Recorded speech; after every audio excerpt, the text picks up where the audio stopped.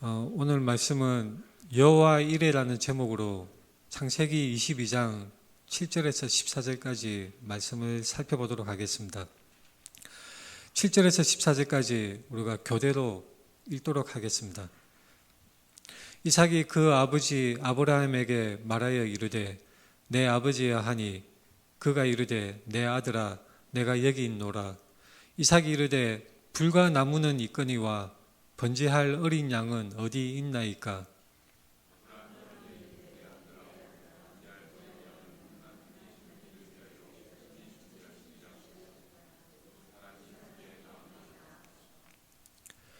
하나님이 그에게 일러주신 곳에 이른지라. 이에 아브라함이 그곳에 제단을 쌓고 나무를 버려놓고 그의 아들 이삭을 결박하여 제단 나무 위에 놓고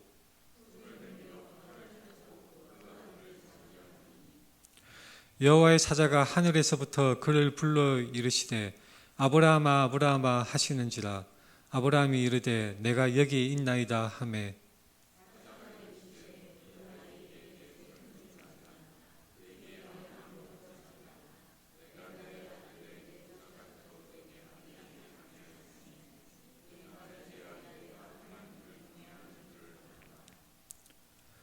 아브라함이 눈을 들어 살펴본즉 한 순양이 뒤에 있는데 뿔이 수풀에 걸려 있는지라.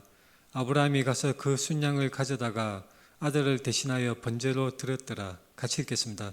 아브라함이 그 땅 이름을 여호와 이레라 하였으므로 오늘날까지 사람들이 이르기를 여호와의 산에서 준비되리라 하더라. 아멘. 앞뒤 좌우 돌아보면서 함께 인사하겠습니다. 사랑합니다. 축복합니다. 사랑합니다. 축복합니다. 우리가 서로 사랑하고 축복하는 우리의 이 따뜻한 마음은 우리가 말로 표현하지 않고 행동으로 표현하지 않고 인사하지 않는다면, 그리고 평소에 친절함으로 평소에 따뜻함으로 나타내지 않는다면 사랑과 축복의 그 마음은 그저 공허하고 헛된 것일 수 있습니다. 우리의 마음 속에, 우리의 생각 속에 한 단편의 그런 조각으로 일시적으로 남아있다가 그냥 사라져 버리고 마는 것일 수 있습니다. 우리 현대인들은 사랑을 흔히 뭔가 느껴지는 감정, 어떤 감정적인, 감각적인 그런 느낌, 그런 것으로 생각하는 경향이 많이 있습니다. 어떤 사람에 대해서 애틋한 감정 또는 어떤 감각적인 흥분 상태로 그 흥분 상태를 가지고 이것은 사랑이야 라고 그렇게 생각하는 경향이 많이 있는 것입니다. 어떤 사람이 내가 이 사람을 사랑한다, 내가 이 사람을 정말 사랑한다, 그것을 마음속에 생각만 하고 아무런 행동이, 아무런 액션이 없다면 그것은 그저 그 사람의 마음의 상태에 따른 가능성의 여러 가지 많은 가능성의 그 존재만 인정하는 것에 그치는 그런 것일 수 있습니다. 우리 마음에는 수만 가지 생각들이 스쳐 지나갑니다. 특히 상상력이 풍부한 사람인 경우에는 잠시도 쉬지 않고 온갖 생각들이 우리 머리를 지나가 다니는 것입니다. 여러 상상하는 생각이 마치 번개가 치듯이 동해 번쩍 서해 번쩍 우리의 마음속으로 이리저리 돌아다닙니다. 근데 우리가 돌아다니는 이 모든 생각들, 상상들이 다 우리의 책임이냐? 그것은 아니죠. 우리가 그 많은 생각들 중에서 하나를 붙잡아서 나의 생각으로 삼고 그 생각으로 내가 말과 행동을 한다면 그것이 우리의 생각이 되고 우리의 정체성을 부여하는 것입니다. 여러분들은 부모님을 사랑하시지요? 여러분들은 남편이나 아내를 사랑하고 있습니다. 여러분들은 자녀를 사랑하고 있는 것입니다. 사랑하고 있습니까?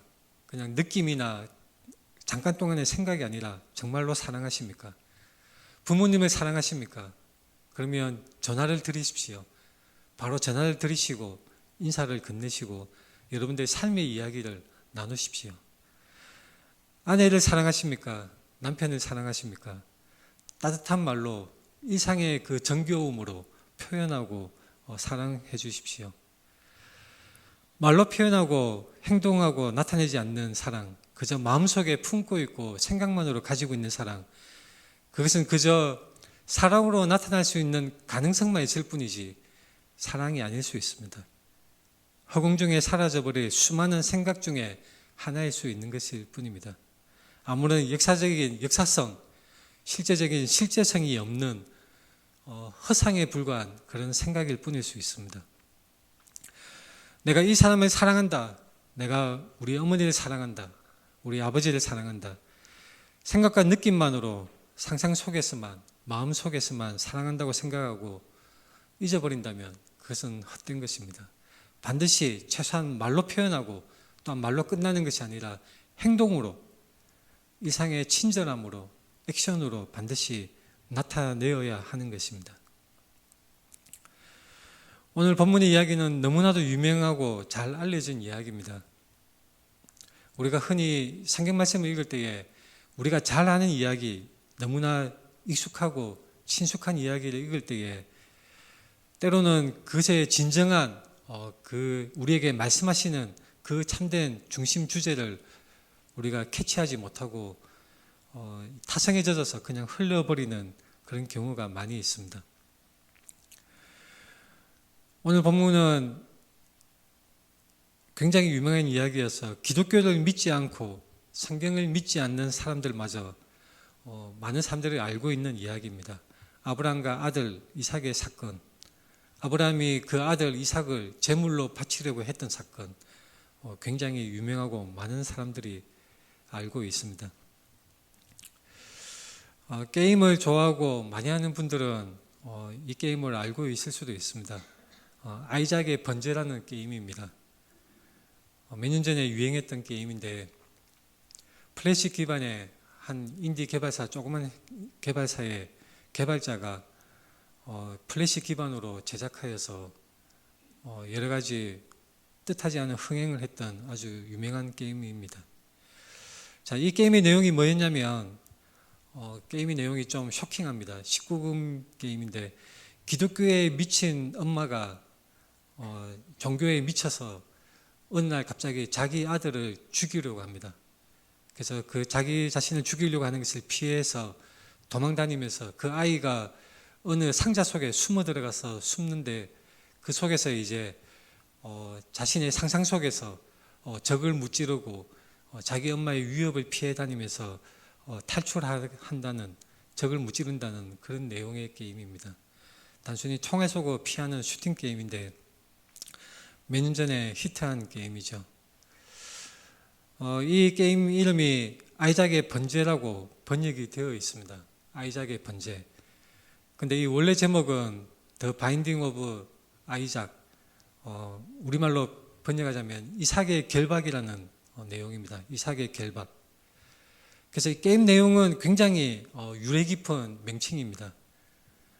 그 내용은 비록 약간의 반기독적인 내용이 있고 모티브를 성경에서 따왔지만 그 주제는, 중심 주제는 성경과는 관계없는 그런 내용으로 진행이 되지만 이 제목 자체는 이삭의 결박이라는 아주 유래 깊은 말입니다.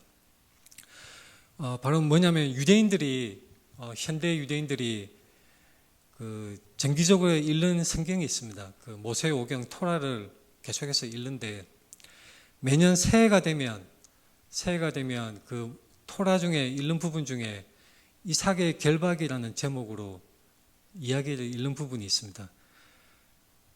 그게 바로 오늘 본문의 그 내용입니다. 본문 내용을 앞뒤로 포함해서 더 많은 부분들이 있는데 매년 새해마다 이삭의 결박이라는 제목으로 유대인들은, 현대 유대인들은 구약 성경을 읽고 그 부분이 바로 오늘 본문 말씀입니다. 이삭의 결박, 왜 이삭의 결박을 제목을 붙여서 오늘 본문을 읽었을까요?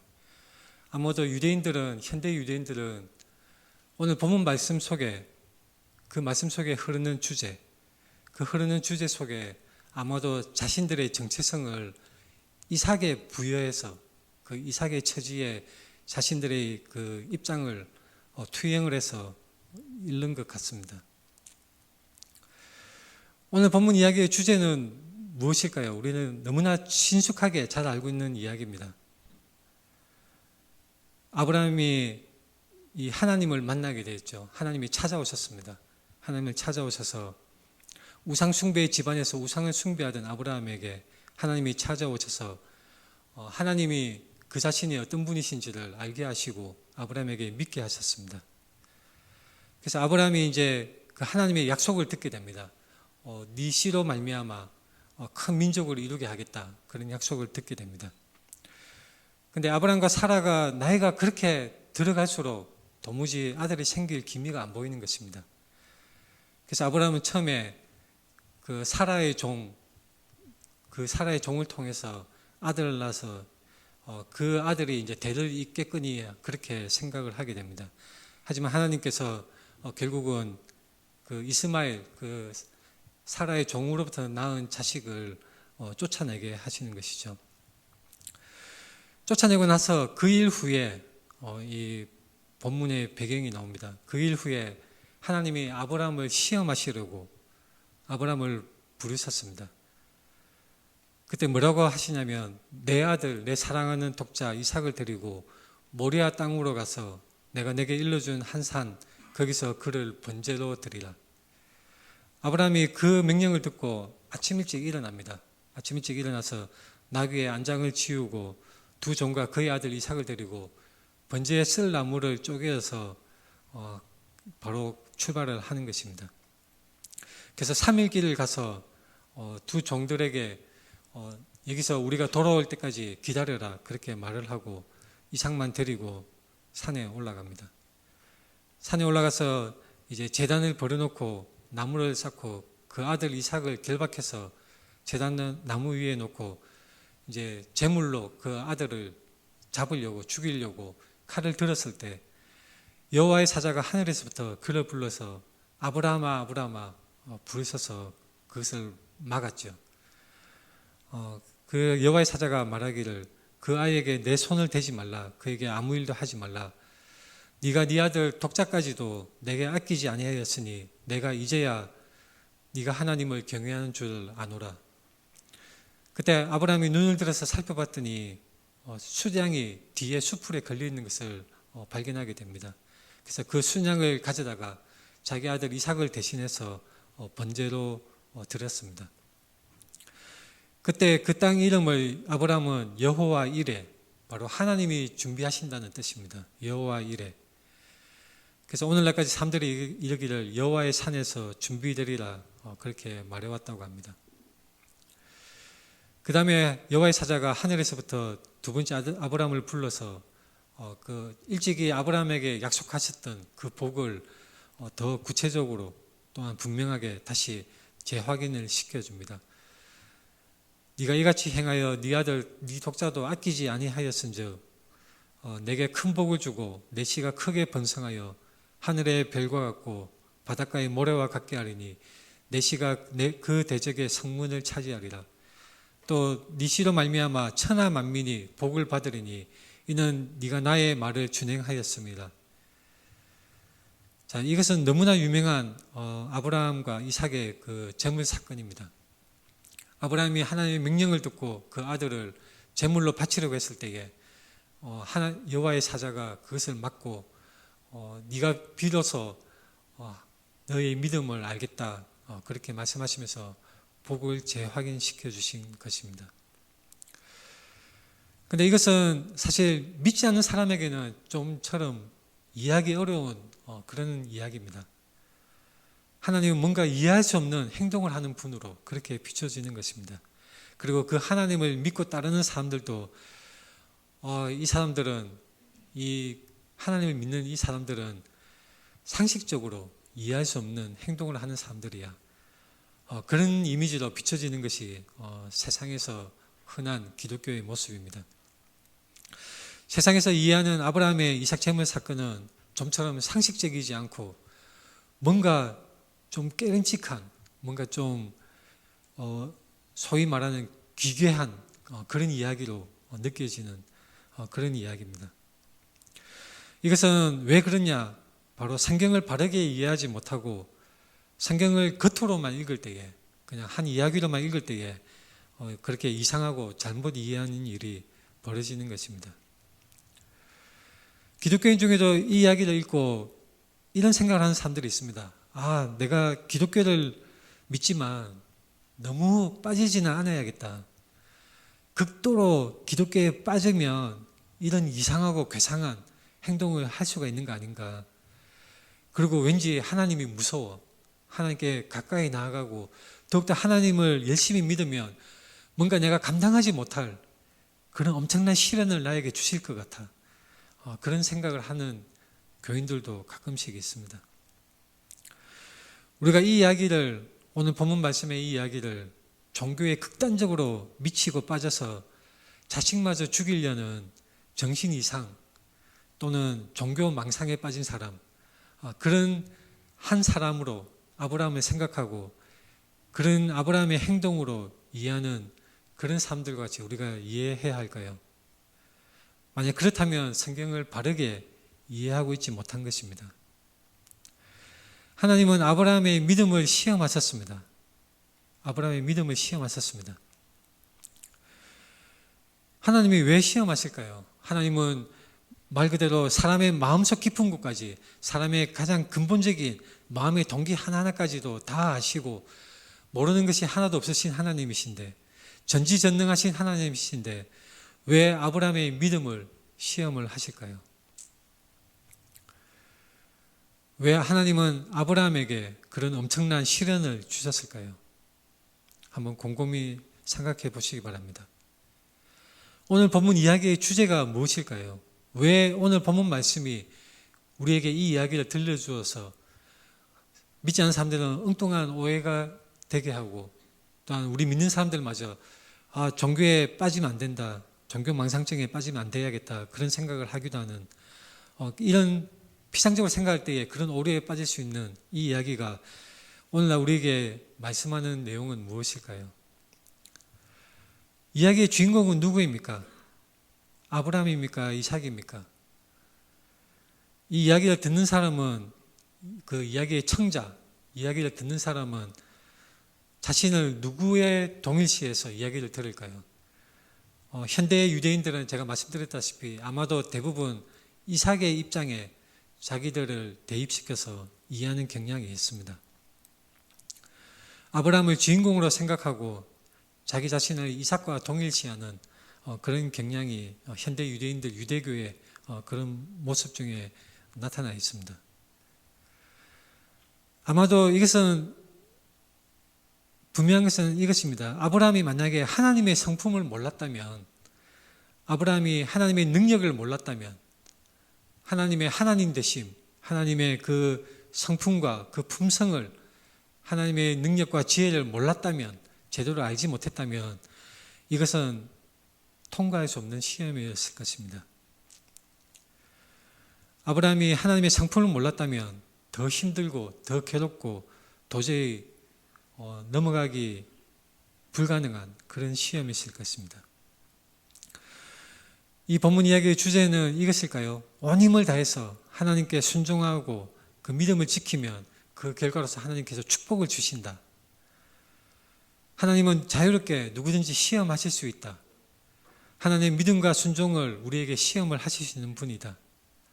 하나님은 자기 백성의 믿음을 시험할 때마다 의심하지 않고 순종하기를 요구하신다. 자, 이런 내용들이 이 오늘 본문 이야기의 주제일까요? 물론 맞는 내용도 있습니다. 다 일리가 있고 또한 그렇게 제가 설교를 하더라도 틀린 내용은 아닙니다. 하지만 오늘 본문에서 우리가 주목할 내용은 다른 게 있습니다. 이 이야기는 아브라함의 믿음을 칭찬하고 아브라함의 믿음을 찬양하는 내용인가? 그런 내용일 수도 있죠. 그럴 수도 있습니다. 믿음의 조상 아브라함, 그 순수하고 그 열정적인 아낌없이 하나님께 드리는 그 순수한 믿음, 그 올바른 믿음은 충분히 우리의 본이 되고 우리가 본받아야 될 점이 됩니다. 그러나 오늘 본문에서 우리가 집중할 부분은 아브라함의 믿음도 아니고 또한 이삭의 그런 순순히 자기 아버지를 따라가는 그런 태도도 아닙니다. 이 말씀을 듣는 이스라엘 민족은 어떤 심정으로, 어떤 마음으로 들었을까요? 이삭의 결박이라는 제목으로 읽는 현대의 유대인들은 자신들의 입장을 대입시켜서 읽었을 것입니다. 왜냐하면 만약에 그때 이삭이 아브라함의 칼에 제물로 그 배가 갈라지고 목숨을 잃었다면 이스라엘 민족은 역사상에 존재하지 않았을 것입니다. 이스라엘 민족은 사라지고 없었을 것입니다. 이 본문 이야기는 당시에 출애굽해서 가나안으로 가던 이스라엘 민족에게는 많은 위로와 소망을 주는 말씀이었을 것입니다. 모세를 리더로 해서 출애굽해서 애굽의 그 종살이를 하다가 자유를 얻어서 젖과 꿀이 흐르는 땅, 하나님이 허락하신 땅으로, 가나안 땅으로 그 가는 과정에서 그 가나안 땅에 들어가기 전에 이 가나안 족속들의 기세등등하고 하늘 높이 쌓아올린 그 성읍을 바라볼 때에, 그들의 막강한 국력을 볼 때에, 그들의 안정되고 튼튼한 그런 나라의 모습을 볼 때에 이스라엘 백성들은 주눅들었을 것입니다. 그럴 때 모세가 들려주는 이 모세의 오경의 말씀 중에 이 창세기 오늘 본문 말씀, 아마도 그때는 구전으로 구술로 전해지는 형태였을 수 있습니다. 나중에 책으로 기록된 것은 바벨론 포로 시기에 기록되었을 수도 있습니다. 아무튼 중요한 것은 이 모세가 기록한 창세기의 말씀이 당시에 가나안 들어가기 직전에 이스라엘 민족들에게는 많은 힘을 주고 위로를 주는 말씀이었을 것입니다. 하나님이 불가능한 상황 속에서, 도저히 어떻게 할 수 없는 그 상황 속에서 하나님께서 상황을 뒤집어 버리시고 하나님께서 하나님의 능력과 지혜로 준비하여서 능히 하나님께서 약속하신 그 언약대로 이루어 주신다는 것을 이 창세기 본문 말씀을 통해서 또다시 확신을 하고 믿음을 갖게 하는 것입니다. 하나님은 하나님의 백성들을 이끄시고 인도하여 주시는데 사람이 미처 상상하지 못하고 해결하지 못하는 그 막다른 상황 속에서 하나님이 능히 충분히 그들의 백성을 인도하여 주시고 또한 살게 하시고 부흥케 하신다는 이 위로와 소망의 메시지로 들었을 것입니다. 이 말씀은 또한 바벨론 포로 생활을 하던 사람들에게도 마찬가지입니다. 바벨론 포로 생활을 하던 이스라엘 민족들에게도, 이스라엘 사람들에게 이 창세기 오늘 본문 말씀을 읽으면서 마찬가지로 위로와 소망의 그 믿음을 견고하는 계기로 삼았을 것입니다. 이 말씀은 출애굽 당시에 가나안 땅에 들어가는 이스라엘 민족뿐만 아니라 바벨론 포로 생활을 하면서 힘겹게 살아가는 그런 이스라엘 백성들뿐만 아니라 오늘 지금 우리에게도 많은 것을 생각하게 하고 우리의 믿음을 두껍게 튼튼하게 합니다. 우리의 신앙생활이 여러 가지 어려운 상황이 벌어지고 하나님의 인도하심대로 우리가 따르고 행해왔는데 어느새 우리의 상황은 앞뒤가 꽉 막혀 있고 가슴이 찢어지는 상황 속에 절망의 구렁텅이 속에 있는 것 같은 그러한 상황, 그 힘들고 괴로운 상황, 그 상황 속에서 우리는 이 말씀을 생각해야 합니다. 우리가 고난을 당하고 괴로운 상황이 벌어지면 우리 믿음의 진짜 모습이 나타납니다. 길가에 뿌려진 씨앗처럼 처음에 믿을 때는 다 좋고 편하고 좋을 때는 다 믿음이 좋은 것처럼 보이지만 막상 믿음대로 살다가 힘들고 어려운 고난의 시절이 벌어지면, 그 상황 속에 놓여지게 되면 정말로 우리가 참된 믿음을 가지고 있는가, 아니면 그냥 잠깐 동안 뿌리 내렸다가 시들고 마는 쭉쟁이에 불과할 뿐인가, 우리의 믿음의 진짜 모습이 드러나는 것입니다. 현대 유대인들은 예수 그리스도를 인정하지 않습니다. 그래서 오늘 본문 이야기를 두고 그냥 단순히 이삭에 자기들의 입장을 대입해서 매년 새해마다 그것을 읽고 하지만 예수 그리스도를 인정하지 않는 유대교 이스라엘 사람들은 이 본문의 진정한 의미를 캐치하지 못하는 것입니다. 절반만 이 본문의 이야기를 이해한 것입니다. 우리가 액션 영화를 보면 주인공에게 그 복수의 정당성을 부여하는 많은 그 스토리의 설정을 볼 수가 있는데 그 중에 가장 잘 먹히는 관객에게 가장 잘 공감하게 하는 그런 부분이 있습니다. 뭐냐면 바로 가족은 건드리지 말아라는 것이죠. 가족 간의 그 사랑, 가족 간의 그런 이 안정성을 해치는 그런 악당들의 그런 나쁜 짓에 대해서 관객 누구나 모든 문화를 초월해서 관객 누구나 그 영화를 보면서 저 악당은 마땅히 무찔러야 될 악당이고 주인공에 대해서 감정적으로 심정적으로 동조하고 그곳에 주인공의 자신의 그 마음을 투영을 하는 것입니다. 가족 간의 사랑, 가족의 안전이 지상 최대의 주제로 그려지는 것이 우리 문화입니다. 헐리우드 영화도 그렇고 우리 문화도 마찬가지입니다. 근데 이것이 우리 현대인에게만 그런 것이 아니라 아브라함 당시 고대 시대에도 가족의 소중함, 그 가족을 사랑하는 그 마음, 가족의 그 귀중함은 마찬가지였을 것입니다. 그러한 아브라함에게 하나님께서 그 아들 이삭을 바치라고 명령하셨습니다. 하나님이 이삭을 바치라는 명령을 아브라함에게 주셨을 때 아브라함에게는 청천벽력 같은 명령이죠.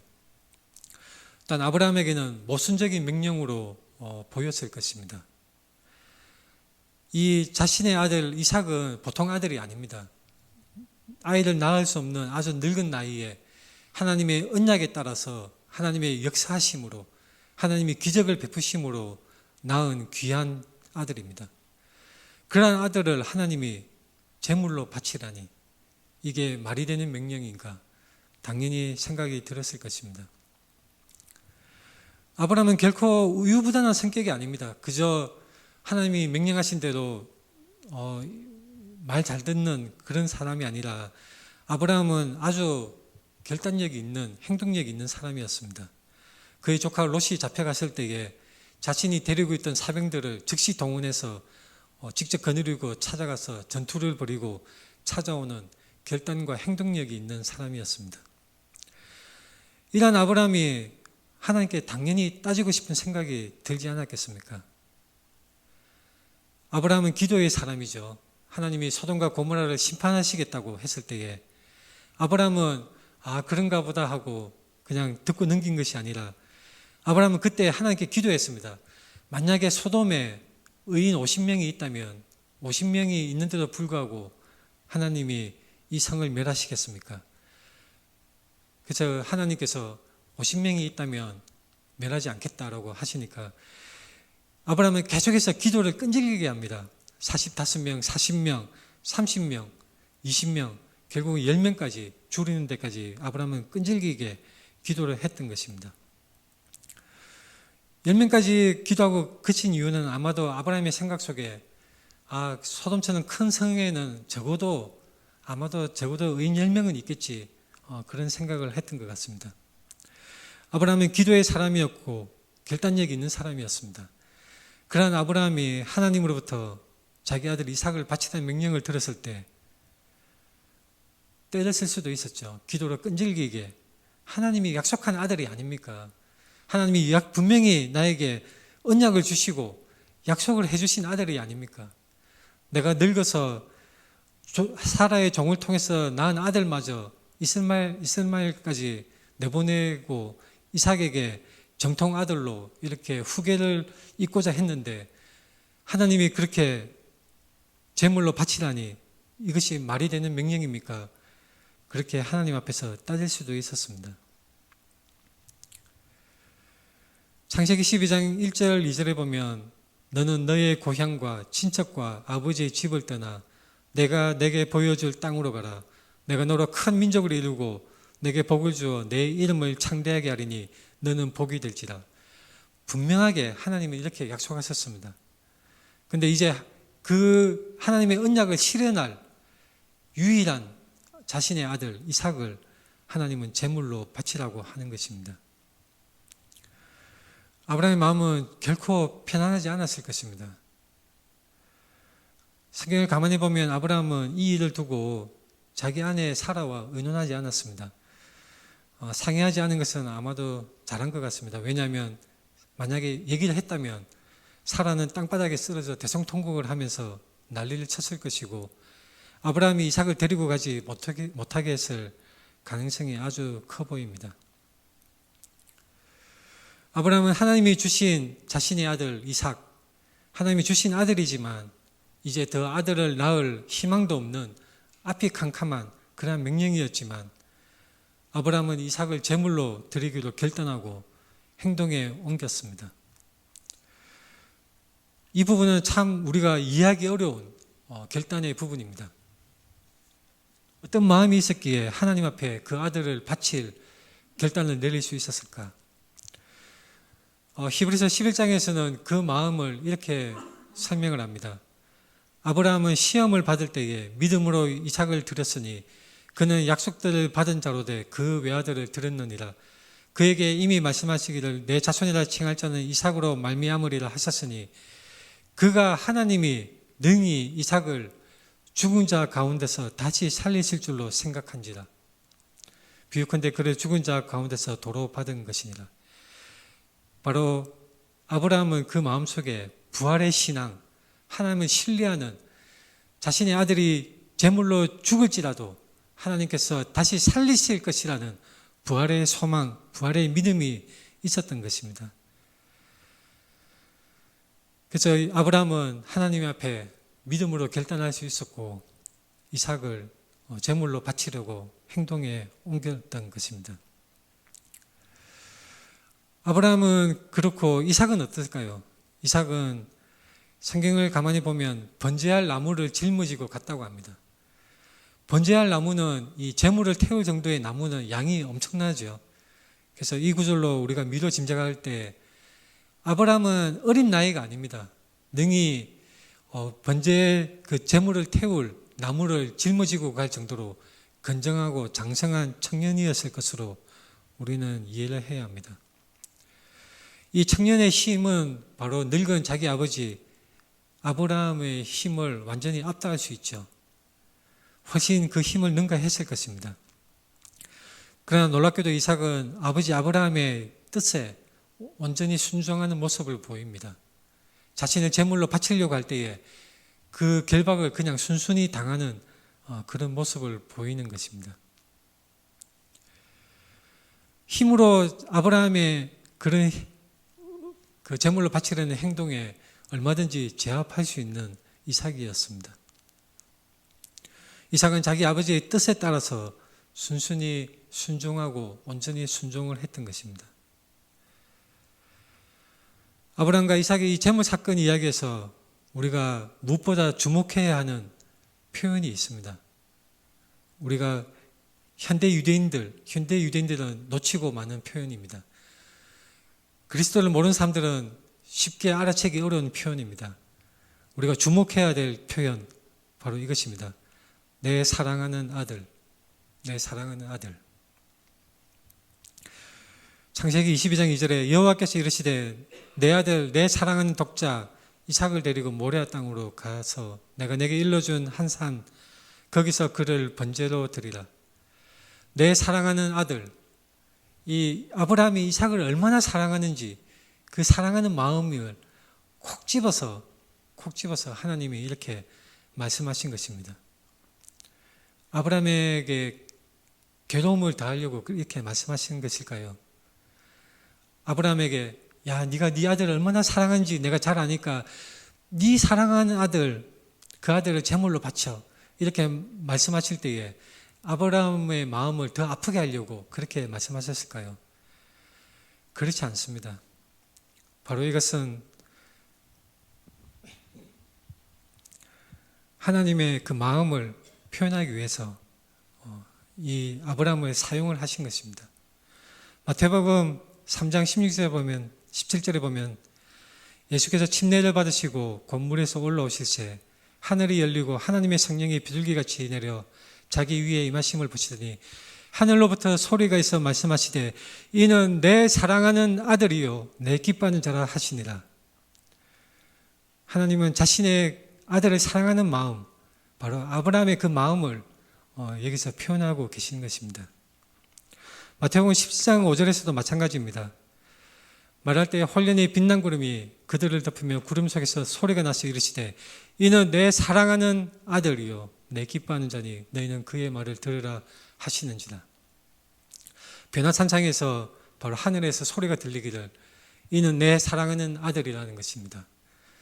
하나님께서, 성부 하나님께서 성자 하나님 그 아들 예수 그리스도를 내 사랑하는 아들이라고 그렇게 지칭해서 말씀을 하고 있습니다. 아들을 아끼지 아니하고, 바로 아브라함은 자기 아들을 아끼지 아니하고 하나님께 내어드렸습니다. 그를 두고 여호와께서 이르시기를 내가 나를 가리켜 맹세하노니 내가 이같이 행하여 내 아들 내 독자도 아끼지 아니하였은즉, 내 아들 내 독자도 아끼지 아니하고 바로 하나님을 위해서 바친 것을, 그 믿음을 보았다는 말씀입니다. 아들을 아끼지 아니하고. 자, 이것은 단순히 아브라함에게 아브라함의 그 훌륭한 믿음을 칭찬하기 위해서가 아니라 바로 아브라함의 그 믿음의 행동을 통해서 정작 이 모든 성경의 초점 예수 그리스도를 드러내시려고 말씀하신 것입니다. 로마서 8장 32절에 자기 아들을 아끼지 아니하시고 우리 모든 사람을 위하여 내주시니가 어찌 그 아들과 함께 모든 것을 우리에게 주시지 아니하겠느냐. 아브라함이 이삭을 사랑했습니까? 너무나 아끼고 사랑했습니다.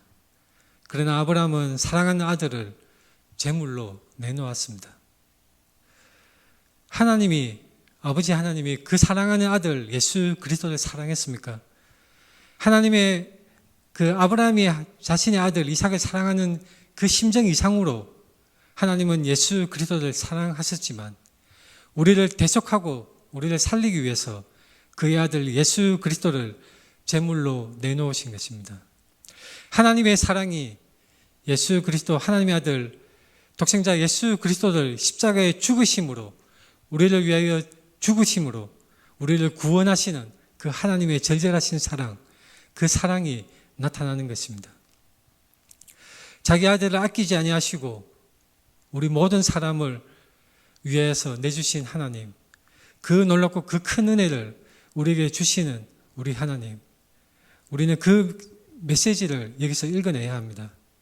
세상엔 결코 이해하지 못하고 알지 못하는 하나님의 은혜입니다.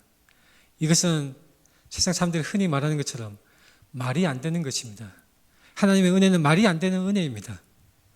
죽어 멸망받아 마땅한 우리 죄인들을 어떻게 대신해서 자기 아들을 죽음을 당하게 할 수가 있습니까?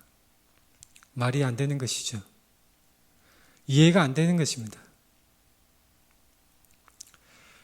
우리가 말씀을 알고 하나님을 사랑하고 하나님께 순종하는 것은 우리 마음속으로만 생각할 때는 너무나 쉽고 간단합니다. 마음속으로 나는 하나님을 사랑해, 나는 하나님께 내 인생을 바쳐, 나는 하나님을 정말로 믿고 따르고 있어, 마음속으로만 생각할 때는 너무나 쉽고 간단합니다.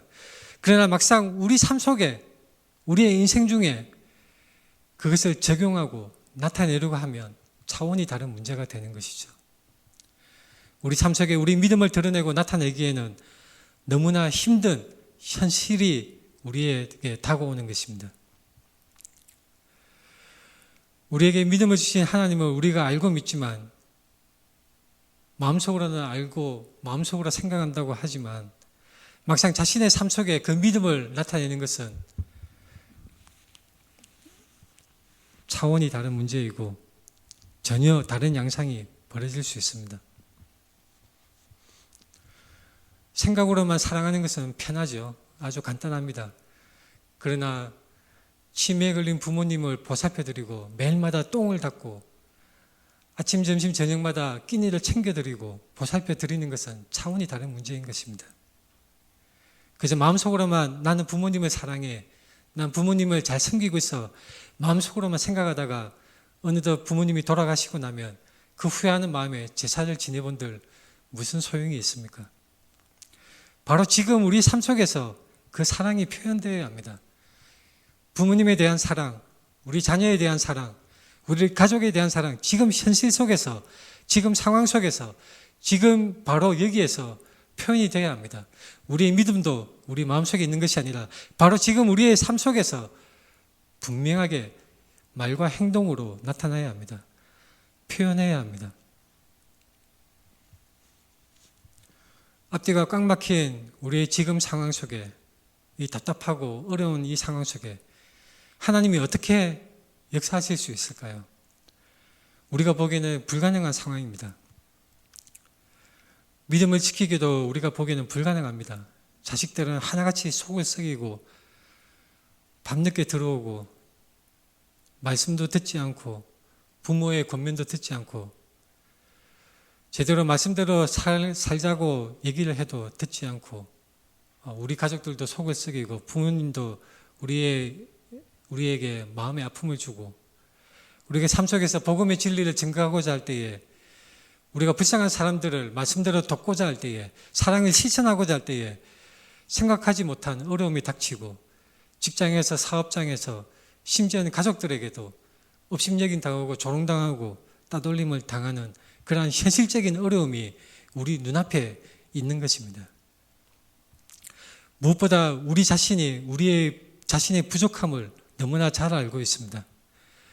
하나님이 맡기신 사명, 하나님이 나에게 걸어가라고 하신 길, 그것을 감당하고자 할 때에 우리 자신의 부족함이 너무나 크게 다가오는 것입니다. 우리의 믿음의 부족함이 너무 크고 우리의 능력이 너무나 부족하다는 것을 우리 자신이 잘 알고 있습니다. 하나님이 이 상황을 바꿀 수 있습니까? 하나님 기도를 해도 아무리 노력하고 애를 써도 아무런 응답이 없는 것 같고 절망의 구렁텅이에서 꼼짝달싹 못하는 이 상황 속에 하나님이 나에게 응답해 주십니까? 하나님이 어떻게 이 상황을 바꿀 수 있습니까? 하나님이 어떻게 역사하심을 나타낼 수가 있습니까? 여호와 이레입니다. 여호와 이레. 하나님이 준비하십니다. 이삭이 그 아버지 아브라함에게 물었습니다. 아버지, 지금 이 불과 나무는 하나님께 이 번제를 드릴 불과 나무는 있는데 근데 제일 중요한 번제할 제물은 어디 있습니까? 이삭이 그 아버지 아브라함에게 물었을 때 아마도 아브라함의 마음은 찢어졌을 것입니다. 근데 아브라함은 믿음의 대답을 합니다. 22장 8절에 아브라함이 이르되 내 아들아 번제할 어린 양은 하나님이 자기를 위하여 친히 준비하시리라. 이게 바로 여호와 이레입니다. 하나님이 준비하신다. 여호와 이레. 하나님이 준비하십니다. 하나님은 실제로 번제물로 순양을 준비하셨습니다. 그래서 제사를 다 드리고 아브라함은 이 여호와 이레 하나님이 준비하신다. 이 중요한 핵심적인 말을 또 반복해서 말합니다. 아브라함이 그 땅 이름을 여호와 이레라 하였으므로 오늘날까지 사람들이 이르기를 여호와의 산에서 준비되리라 하더라. 하나님은 그분의 백성을 살리기 위해서 하나님의 언약을 지키기 위해서 희생제물 양을 준비하셨습니다. 신실하신 언약의 하나님이 구원을 베푸실 것임을 보여주신 것입니다. 여호와 이레. 아브라함의 능력이 아니라 아브라함의 믿음만이 아니라 바로 하나님께서 먼저 준비하시고 하나님께서 다 계획하시고 이루어 주시는 것을 아브라함은 그때 비로소 현실적으로 깨달았던 것입니다. 하나님이 아브라함에게 약속하신 복과 자손에 대한 그 하나님의 언약, 이것은 상황이 아무리 비관적이고 끔찍하고 힘들더라도 하나님께서는 반드시 이루어 주십니다. 여호와 이레 하나님이 준비하십니다. 아브라함은 이 자신의 아들을 대신할 그 순양을 하나님께서 예비해 주셔서 아들 대신에 순양을 제물로 삼아서 번제를 드렸습니다. 이것은 예수 그리스도, 우리를 위한 영원한 그 제물, 하나님의 어린 양, 우리의 영원한 희생제물 예수 그리스도, 그것을 상징적으로 예표하는 것입니다. 큰 차이점이 있죠. 아브라함에게는 대신할 양이 있어서 하나님이 준비해 주셔서 아브라함은 이삭 대신에, 자기 아들 대신에 그 양을 바쳐서 제사를 지냈지만 인류를 구원할 그 궁극적인 제물, 예수 그리스도를 대신할 제물은 그 어디에도 없었습니다. 오직 예수 그리스도였습니다. 마가복음 10장 45절, 인자가 온 것은 섬김을 받으려 함이 아니라 도리어 섬기라고 자기 목숨을 많은 사람의 대속물로 주려 함이니라. 바로 예수 그리스도, 이 어린 양 예수 그리스도를 말미암아 우리가 구원을 받을 수가 있는 것입니다. 유일한 길 예수 그리스도, 그 하나님의 그 절절한 사랑의 마음을 우리는 오늘 본문에서 읽어내야 합니다. 말씀을 정리하겠습니다. 베드로전서 1장 18절 19절 말씀을 우리가 같이 18절 19절을 같이 읽도록 하겠습니다. 같이 읽겠습니다. 시작. 너희가 알거니와 너희 조상이 물려준 헛된 행실에서 대속함을 받은 것은 은이나 금같이 없어질 것으로 된 것이 아니요 오직 흠없고 점 없는 어린 양 같은 그리스도의 보배로운 피로 된 것이니라. 아멘. 우리를 사랑하시는 하나님의 마음을 우리가 조금이나마 이해하고 하나님을 찬양했으면 합니다. 기도드리겠습니다.